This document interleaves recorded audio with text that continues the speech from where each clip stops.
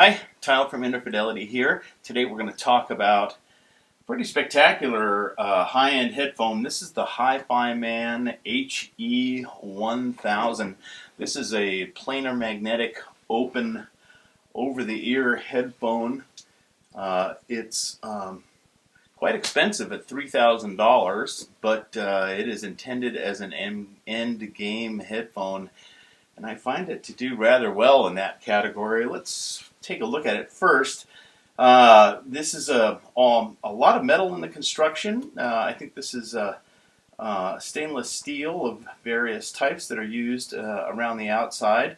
It has a very large cushion, and the cushions are removable by simply pulling them off. And I'll give that a go here.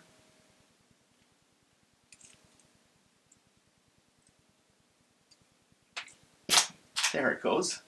And you can see that the earpiece has come off. And here you can see the magnet structure. These very small bars behind them have the smaller magnets on the front surface. There are an array of larger magnets on the back surface.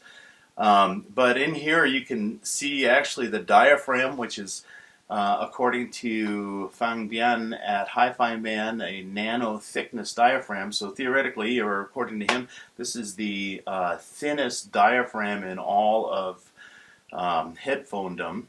And I have no reason not to believe that's true. So the ear pads are replaceable, and it's fairly easy. And it's fairly easy to get them back on as well. They just kind of click into place, and bada bing, you've got it back on again. The headphone cable is attached with 2.5 millimeter stereo plugs underneath, so it's easy to replace. Currently, I've got the short cable on it. This one's about 5 feet long, has a 90-degree angle 3.5 millimeter plug on it.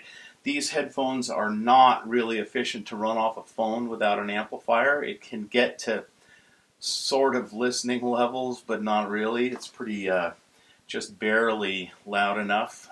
So this headphone does need an amplifier. Of course, it's really intended for home use. As I said, very, very comfortable. The sound, I should get to the other accessories because I tend to forget that sometimes.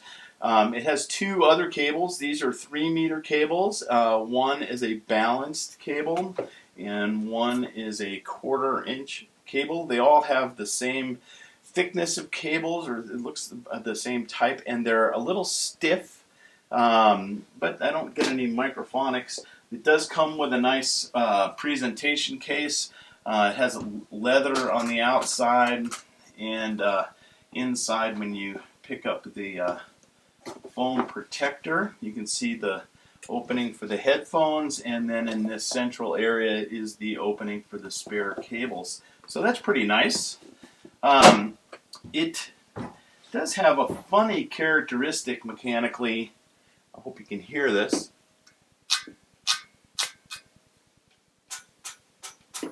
It does ting a little bit.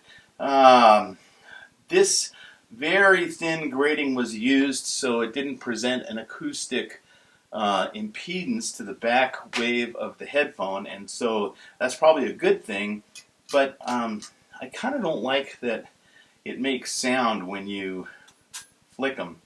Although I did try measuring that and put some damping on these things to see if it would change the measurements anyway, and I didn't see any change.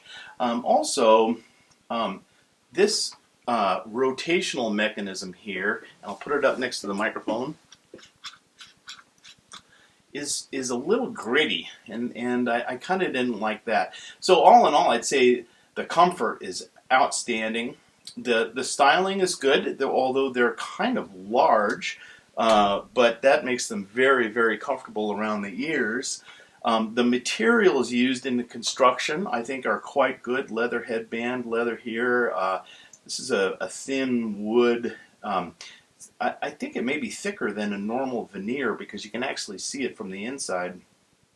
So the materials are good. But this construction, I think, leaves a little bit to be desired. It's just a little coarse. All in all, I'd say it's good, but should be maybe slightly better given that it's a $3,000 headphone. Sound quality wise, these are simply outstanding. I absolutely have fallen in love with the sound of these headphones. They're extremely pleasant to listen to. If you remember that commercial with the little stuffed teddy bear falling into the clouds of fluffed up toilet paper, that's what they kind of feel like to me. They're just really, really pleasant to listen to. At first, I thought that softness, that's kind of the word that I've come to use for these, that softness would get in the way of dynamic impact and articulate transient edges. However, after listening for quite some time, I would say that that's actually much less of a problem than I expected to, given the overall character of softness of the headphones. In the end, when you spend some time listening to them, they sound plenty dynamic and plenty articulate, although not quite up to the level of, let's say, the HE1000, where the transient response is unbelievably good. The treble is a little bit elevated above about 8K.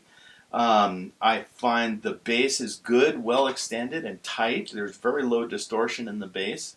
The mid-range, I'd like to have it a little more forward. Happens on a lot of headphones. These are dead flat up to 2K, and I really want a little gentle rise from 200 hertz to 2K. So when I EQ'd them, I found them a little bit better. In the article that you can link to below the YouTube video, you can see the EQ that I ended up using for these headphones. The treble response is a little bit hazy around the transient edges, but surprisingly, they do image quite well. They fall short of the HD800, which is sort of the world's best imaging headphone, but I found them better than virtually all the other high-end headphones that I had in the Big Sound series a little while ago. I found the imaging wider and deeper than the Ether or the LCD3 or any of those headphones. In terms of comparison against headphones, they're way more pleasant to listen to than the HD800 to my ears, but they aren't quite as articulate and responsive in its transient response. I thought the Ether sounded a little more closed in and a little coarser, not quite as coherent across the spectrum. And the Ether a little bit brighter sounding. The LCD3 F seems really closed in and uninvolving relative to these headphones.